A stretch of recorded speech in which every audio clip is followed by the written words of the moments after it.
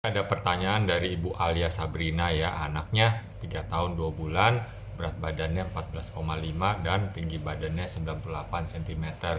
Dari status gizi ini baik ya.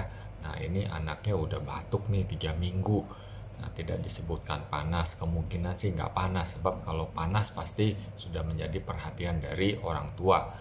Nah lalu udah di ronsen mandiri, kor tidak membesar, artinya jantung normal. Pulmo ada infiltrat. Pulmo itu artinya paru ya. Nah, jadi di parunya itu ada flek ya. Kalau orang awam bilang tuh flek bercak. Nah, kita harus hati-hati menilai flek pada anak-anak karena seringkali anak saat di ronsen itu nangis. Nah, jadi tidak dalam kondisi ideal untuk di ronsen. Sehingga kalau dia pas buang napas, bisa terbentuk flek juga. Nah, jadi kita harus gabungkan dengan tanya jawab yang mendetail, pemeriksaan fisik yang bagus, dan ditambah lagi pemeriksaan laboratorium, baru diambil satu kesimpulan. Nah, ini dari keterangan yang lainnya, dia napasnya udah agak berat nih. Lalu di matanya itu ada warna kecoklatan. Nah, itu mungkin matanya itu karena alergi. Nah, dugaan saya nih kemungkinan ini pencetusnya awalnya itu virus dan disertai ada alergi.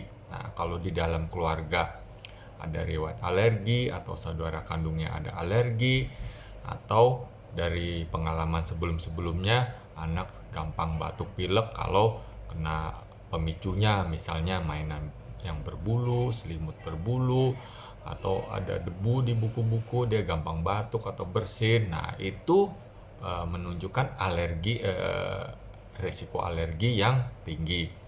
Nah, jadi dengan tanya jawab yang mendetail, pemeriksaan fisik yang bagus, ditambah pemeriksaan lab. Sayang ini tidak ada pemeriksaan lab. Baru diambil satu kesimpulan. Biasanya kalau ada infeksi disertai dengan panas. Nah, itu umumnya menyerang infeksi saluran nafas atas, baru ke komplikasi ke saluran nafas bagian bawah yang kita sebut bronkopneumonia, itu radang paru. Nah, lalu kemungkinan karena tidak panas ya kemungkinan bronkopneumonia ini kecil ya.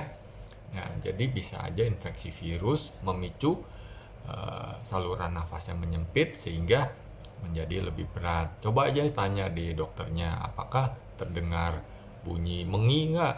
Kalau bisa tempelan aja kupingnya ke dada anak, depan, atas bawah, belakang, atas bawah.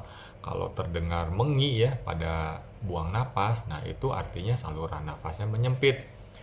Nah, jadi ini baiknya diskusi lagi dengan dokter yang merawat ya. Jadi berilah info-info yang lebih banyak, lalu diskusi lagi dengan dokternya apakah ini sakitnya karena virus atau bakteri.